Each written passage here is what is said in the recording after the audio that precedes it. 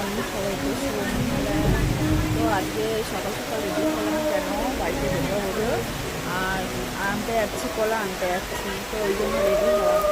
যাওয়ার কথা ছিল 5টার সময়, বৃষ্টি এত হারে বৃষ্টি হচ্ছে ভোর থেকে যে আমরা এখনো বেরোতে পারিনি, মানে 6:30 বেজে গেছে তো বেরোতে পারিনি।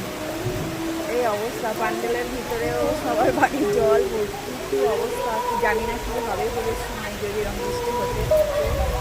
তো মনটা বিশাল খারাপ হয়ে যাবে, যারা আসবে সবাই এই জলের মধ্যে তাদেরও ভালো লাগবে না। তো আমাদের প্রিপারেশন তো সেইভাবে নেওয়া ছিল, মানে আমরা তো আমাদের মতো মানে রেডি করেছি, কিন্তু সবার বাড়ির জল ঢুকে প্যান্ডেলের অবস্থা খুবই খারাপ। তো দেখতে থাকো, এরপরে পোলাও এনে আনবো, তো সেটাও ভিডিও করবো, তো সবাই দেখতে থাকো, ঠিক আছে। তো ফাইনালি আমাদের পোলাও গাড়িতে উঠে গেছে।